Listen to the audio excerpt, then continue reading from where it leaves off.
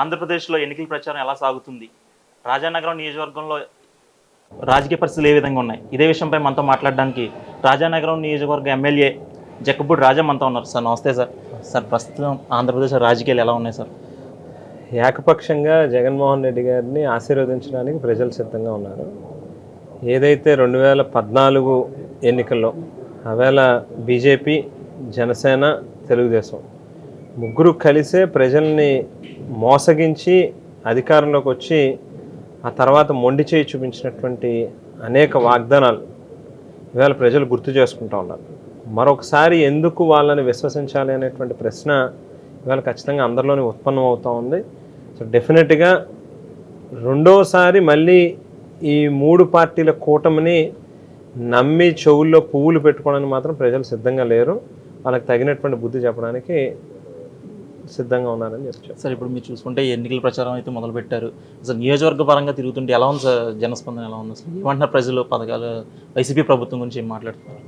స్పందన బాగుంది ప్రజల నుంచి. డెఫినెట్గా ఏ ఇంటికి వెళ్ళినా, ఏ గడపకి వెళ్ళినా ఇవాళ కోట్లాది రూపాయలు జగన్మోహన్ రెడ్డి గారు ప్రజల అకౌంట్లో ఎవరికి కూడా రూపాయలు లంచం ఇవ్వాల్సినటువంటి అవసరం లేకుండా, వివక్షలకు తావు లేకుండా ఇన్ని పథకాల ద్వారా మాకు మేలు చేకూర్చారు. డెఫినెట్గా మరోసారి మళ్ళీ ఈ పథకాలన్నీ కొనసాగాలి, మాకు మంచి జరగాలి అంటే జగన్మోహన్ రెడ్డి గారు ముఖ్యమంత్రి అయితేనే సాధ్యం అవుతుంది. ఆలోచన మాలో ఉంది. సో డెఫినెట్గా మళ్ళీ ఫ్యాన్ గుర్తుకే ఓటేస్తామని చెప్పి చెప్తాం. సార్ ప్రస్తుతం చూసుకుంటే గతం ప్రభుత్వం ఉన్నప్పుడే రాష్ట్ర వ్యాప్తంగా కానీ రాజానగరం నియోజకవర్గం కానీ డెవలప్మెంట్ ఉంది. ఇప్పుడైతే అభివృద్ధి ఏం లేదు, గతంలోనే బాగుందని చెప్పేసి ప్రతిపక్షాలు ఆరోపిస్తారు. అంటే అభివృద్ధి అనేటువంటిది ఒక్కొక్కరి తాలూకా ఆలోచన, పర్సెప్షన్ ఒక్కొక్కలా ఉంటుంది. గతంలో చంద్రబాబు నాయుడు గారు కేవలం ఒక 7 చదరపు కిలోమీటర్ల విస్తీర్ణంలో అమరావతి అనేటువంటి ఒక భ్రమరావతిని ప్రజలకు చూపిస్తూ గ్రాఫిక్స్ చేసి వాళ్ళ అనుయాయులు, ఆ పార్టీకి సంబంధించినటువంటి నాయకులు యొక్క ఆస్తులు అభివృద్ధి చెందాయి. దాన్ని ఆయన అభివృద్ధిగా అవేళ భావించడం జరిగింది. ఇవాళ జగన్మోహన్ రెడ్డి గారు ప్రస్తుతం ఉన్నటువంటి 26 జిల్లాల ఆంధ్ర రాష్ట్రంలోని అన్ని ప్రాంతాల్లో అన్ని వర్గాల ప్రజలు బాగుండాలి. మారుమూల గ్రామాల్లో సైతం ఇవాళ ప్రతి పేదవాడికి ఇల్లు ఉండాలి, తాగడానికి నీళ్ళు ఉండాలి అనేటువంటి ఆలోచనతో ఆయన ముందుకెళ్తా ఉన్నారు. అది అభివృద్ధి కింద ఆయన భావించవచ్చు. సేమ్ టైం ప్రజల అకౌంట్లో డబ్బులు వేస్తూ ఉన్నాం, వాళ్ళంతటి వాళ్ళు వాళ్ళ కాళ్ళ మీద వాళ్ళు నిలబడగలిగేటటువంటి ఒక పరిస్థితిని తీసుకుని వస్తూ ఉన్నారు. సేమ్ టైము రాజానగరం నియోజకవర్గాన్ని ఒక ఉదాహరణగా తీసుకుంటే ఇవాళ ప్రతి గ్రామంలోని గ్రామ సచివాలయాలు, రైతు భరోసా కేంద్రాలు, వైఎస్ఆర్ హెల్త్ క్లినిక్లు, నాడు నేడు ద్వారా ప్రభుత్వ పాఠశాలల యొక్క రూపురేఖలు మార్చడం, అంగన్వాడీ భవనాలు, శ్మశాన వాటికలు, రోడ్లు, డ్రైన్లు, జేజేఎం ప్రాజెక్టు ద్వారా పెద్ద ఎత్తున ఓహెచ్ఆర్ ట్యాంకులు, ఇంటింటికి కుళాయిలు, ఈవెన్ వ్యాయామశాలలు కూడా చాలా గ్రామాల్లో నిర్మాణం చేయడం జరిగింది. పెద్ద ఎత్తున ప్రతి గ్రామం నుంచి కూడా మొదలుపెట్టి ఇవాళ నియోజకవర్గ స్థాయిలో మీరు ఇప్పుడే వచ్చి ఉంటారు, సీతారామన్ రోడ్డు చూసి ఉండాలి. గతంలో 5.5 మీటర్ల వెడల్పుతో పెద్ద పెద్ద గుంతలతో ఉన్నటువంటి రోడ్డు ఉండేది. రోడ్డు ఏమో 5.5 మీటర్లు ఉండేది, గుంతలేమో పెద్ద ఉండేది. ఇవాళ అటువంటిది 20 మీటర్లు వెడల్పుతో సీసీ రోడ్ని, ఒక స్టాండర్డ్ నేషనల్ హైవే స్టాండర్డ్స్తో ఉన్నటువంటి రోడ్ని దగ్గర 104 కోట్ల రూపాయలతో నిర్మాణం చేయడం జరిగింది. 217 కోట్ల రూపాయలు గోదావరి నీటిని ప్రతి ఇంటికి కూడా త్రాగునీరు కింద అందించేటటువంటి దానికి కూడా మంజూరైంది. టెండర్లు పిలిచారు, అవి కూడా ప్రక్రియలో ఉంది.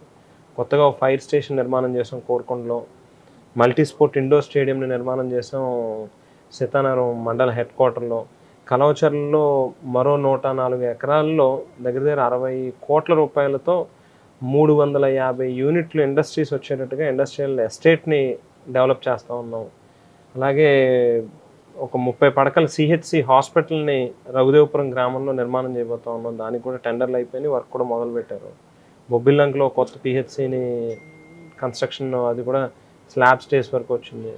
సో ఇట్లా పెద్ద ఎత్తున కోట్లాది రూపాయలతో దగ్గర 1770 కోట్ల రూపాయలతో నియోజకవర్గంలో గ్రామ స్థాయి నుంచి నియోజకవర్గ స్థాయి వరకు డెవలప్మెంట్ యాక్టివిటీస్ అనేది జరుగుతూ ఉన్నాయి. సో ఎంతకంటే ఇంకా డెవలప్మెంట్ ఏం జరుగుతుంది? పాత ప్రభుత్వంలో ఆవేళ పైన కేంద్రంలో వాళ్ళే అధికారులు ఉన్నారు, రాష్ట్రంలో అధికారులు ఉన్నారు, స్థానికంగా ఎంపీ, ఎమ్మెల్యే, ఎంపీపీ, జెడ్పీటీసీ అన్ని స్థాయిల్లో వాళ్ళే అధికారులు ఉండి కూడా ఈ నియోజకవర్గంలో మొత్తంగా కనీసం అంటే 100 కోట్లు కూడా దాటకుండా అవేళ వాళ్ళు చేసినటువంటి పనులు తాలూకు వివరాలు ఉంటాయి. ఇవాళ 1700 కోట్ల రూపాయల పైన అభివృద్ధి కార్యక్రమాలకి ఈ ప్రభుత్వం వెచ్చించడం జరిగింది. 100 ఎక్కడ, 1700 ఎక్కడ, 17 రెట్లు అదనంగా ఎక్కువ పనులు జరుగుతూ ఉన్నాయి. ఇంక ఊరికనే వాళ్ళు అంతా ఒక మీడియా సృష్టి చేస్తూ ఉన్నారు, ఏమి డెవలప్మెంట్ జరగలేదు. అట్ సేమ్ టైమ్ ఎప్పుడైతే వెల్ఫేర్కి ఇంత పెద్దపీట వేశారో సీఎం గారు, ఆరోగ్యశ్రీ, అమ్మఒడి, రైతు భరోసా, చేయూత, ఆసరా, కాపునేస్తం, ఈ బిజినెస్ పెద్ద ఎత్తున అన్ని పథకాల ద్వారా ప్రజలకు ఎప్పుడైతే మంచి జరుగుతుందో డామినేట్ చేస్తూ ఉంది. చూసే వాళ్ళకి అంతా వెల్ఫేర్ స్కీమ్సే జరుగుతూ ఉన్నాయి, డెవలప్మెంట్ జరగట్లేదు అనేటువంటి ఒక భ్రమను వాళ్ళు ఏదైతే సృష్టిస్తూ ఉన్నారో, ఇక్కడ వెల్ఫేర్ స్కీమ్ డామినేట్ చేయడం వల్ల కూడా కొంత ఆ మేరకు కనిపిస్తూ ఉంది. బట్ డెఫినెట్గా అన్నీ సమవుజ్జిగా ఏది ఎంత మోతాదులో జరగాలో అన్నీ జరుగుతూ ఉన్నాయి. డెవలప్మెంట్ జరుగుతుంది, వెల్ఫేర్ జరుగుతూ ఉంది, ఇల్లు లేని పేదలకి ఇల్లు పట్టాలు ఇస్తూ ఉన్నారు, అన్నీ జరుగుతూ ఉంది. టీడీపీ, జనసేన, బీజేపీ ఈ 3 పార్టీల నుండి ఉమ్మడి అభ్యర్థిగా జనసేన నుండి బలరాం అనే వ్యక్తి నిలబెట్టారు. మరి ఆయనకి మీరు ఏ విధంగా పోటీ ఇవ్వబోతున్నారు? అసలు ఖచ్చితంగా ఆయన పెద్ద పోటీయే కాదని భావిస్తూ ఉన్నాం. ఆయన వెనక్కి తిరిగి చూస్తే పొట్ల కింద వస్తూ ఉన్నాయి. ఆయన మీద ఉన్నటువంటి కేసులు, ఆయన తాలూకా హిస్టరీ అవన్నీ కూడా పెద్ద చీటర్ కింద తెలుస్తూ ఉంది.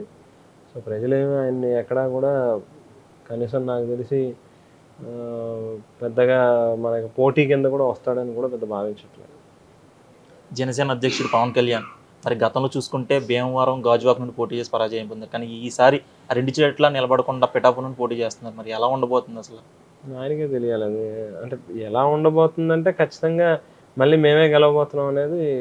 పిఠాపురంలో వైఎస్ఆర్ కాంగ్రెస్ పార్టీ జెండా ఎగరబోతుంది. వంగా గీత గారు మంచి మెజారిటీతో గెలవబోతున్నారని వాస్తవం. అంటే ఆయన ఎందుకు ఈ మాదిరిగా ఒక్కొక్కసారి ఒక్కో నియోజకవర్గంలో పోటీ చేస్తాడని ఆయనకి తెలియాలి. ఎవరైనా రాజకీయంలో ముందు మన బేస్ ఏంటి, ఒక నియోజకవర్గంలో ముందు మనం ప్రూవ్ చేసుకునేటటువంటి పరిస్థితి ఉండాలి.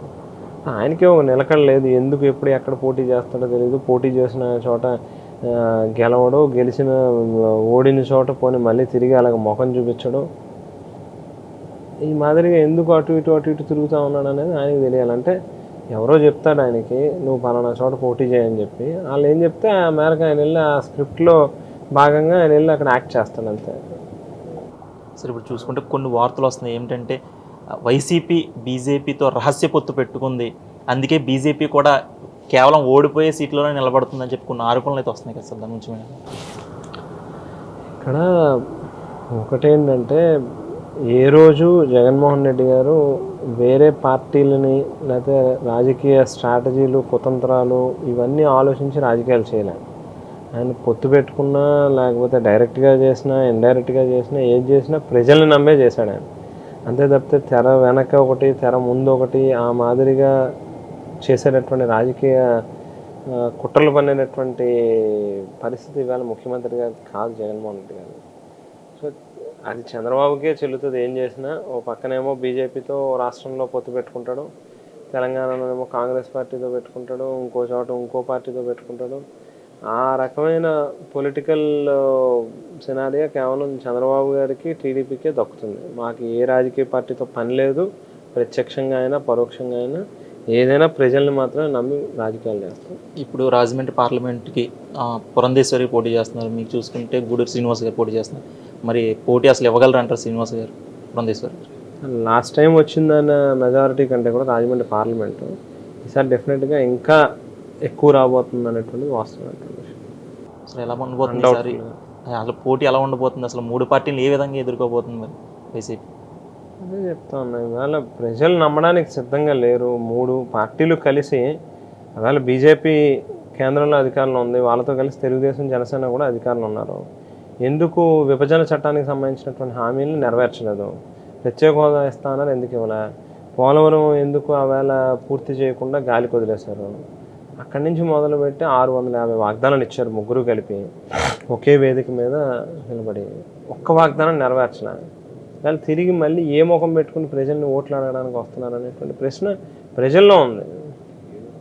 అందుకని పెద్ద ఏం పోటీ కింద భావించాల్సిన అవసరం లేదు. డెఫినెట్గా ముఖ్యమంత్రి గారు ఏదైతే 175కి 175 రావాలనేటువంటి లక్ష్యం పెట్టుకుని పనిచేస్తూ ఉన్నారో, బహుశా అది నిజమైనా కూడా మనం ఏం పెద్ద ఆశ్చర్యపోవాల్సినటువంటి అవసరం లేదు. ఎంపీ సీట్లు ఎన్ని సాధించే అవకాశం ఉందంటారు సార్? 25. సీఎం గారు టార్గెట్ అయితే 25 రావాలి, 175 అసెంబ్లీ సీట్స్ రావాలనేది ఆయన టార్గెట్. దానికి తగ్గట్టుగా ఆయన పనిచేశాడు. మా అందరినీ క్షేత్రస్థాయిలో ప్రజల్లో ఉంచారు. సో ప్రజల్ని నమ్ముకున్నటువంటి ఏ రాజకీయ పార్టీ అయినా డెఫినెట్గా మంచిగా జరుగుతుంది. మళ్ళీ అవకాశం ఇస్తారు ప్రజలు. చివరిగా మీ మీద వ్యక్తిగతంగా బలరాం మాటల యుద్ధాన్ని కొనసాగిస్తున్నారు. గేడి బ్యాచ్తో సంబంధం ఉందని, మీ నలుగురు కలిసి సేవ చేయడానికి రాలేదు, ఇలా చాలా దారుణమైన పదజాలం వాడారు కదా, దాని మీ రియాక్షన్ ఏంటి? ఒక చీప్ ఫెలో రాజకీయాల్లోకి వస్తే ఏ మాదిరిగా ఉంటుంది అనేది ఈవేళ ఇతన్ని చూస్తే అర్థమయ్యే పరిస్థితి. బ్లేడ్ బ్యాచ్ అనే పదం అసలు ఎక్కడ ఉంది ఇప్పుడు? ఈవేళ కొంత డిస్టర్బెన్స్ వచ్చినటువంటి సందర్భంలో, 1-2 ఇన్సిడెంట్స్ జరిగినటువంటి సందర్భంలో స్ట్రింజెంట్ యాక్షన్ వాళ్ళ మీద తీసుకుని, వాళ్ళ మీద కేసులు కూడా కట్టి, పీడీ యాక్ట్లు కూడా పెట్టి తీసుకెళ్ళి లోపలేసారు. ఇవాళ ఎక్కడ ఆ వాతావరణం లేదు, ఆ పరిస్థితి లేదు.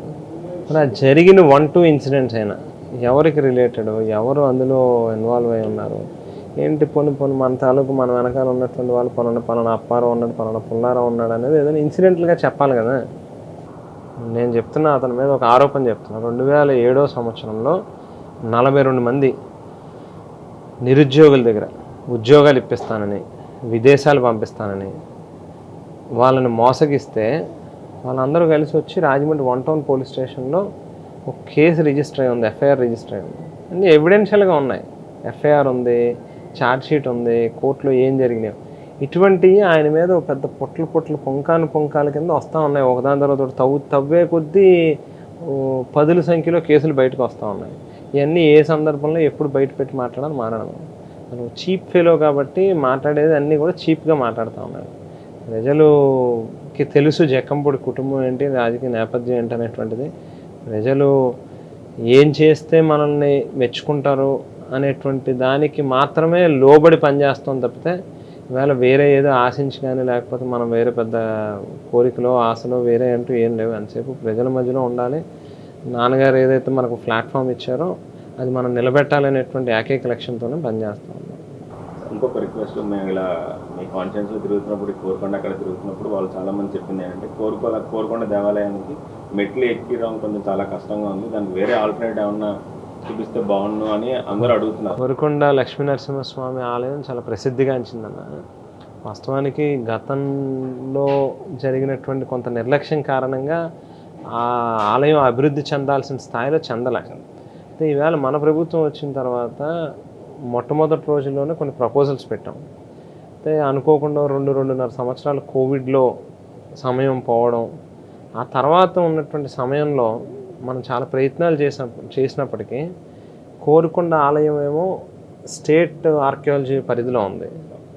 అక్కడి నుంచి ఒక 1 కిలోమీటర్ ఎయిర్ డిస్టెన్స్లో పాండవులమెట్ట సెంట్రల్ ఆర్కియాలజీలో ఉంది. రెండింటికి కనెక్ట్ చేస్తూ రోప్ వేద్దామని, సెకండ్ స్టెప్స్ దారి పెడదామని ఇటువంటి కొన్ని ప్రపోజల్స్ పెట్టి మూవ్ చేసినప్పటికీ కూడా కొంత ఆర్కియాలజీ పర్మిషన్స్ క్లియరెన్స్లు రాకపోవడం వల్ల కొంత ఆలస్యమైంది. బట్ స్టిల్ ఇంకా మన ప్రభుత్వంలోనే ఈవేళ ఆలయానికి సంబంధించినటువంటి కొన్ని అభివృద్ధి విషయాల్లో ముందడుగులు వేశాం. వచ్చే రోజుల్లో మళ్ళీ ఆ లక్ష్మీనరసింహస్వామి యొక్క ఆశీస్సులతోనే రెండో అవకాశం వచ్చినప్పుడు అవన్నీ మెటీరియలైజ్ చేస్తాం. డెఫినెట్గా ప్రజల కోరిక, భక్తుల కోరిక, అలాగే మీరు ఇప్పుడు మీ కోరిక మేరకు వచ్చే రోజుల్లో డెఫినెట్గా రెండో స్టెప్స్ దారిని నిర్మాణం చేస్తామని చెప్పి తెలియదు.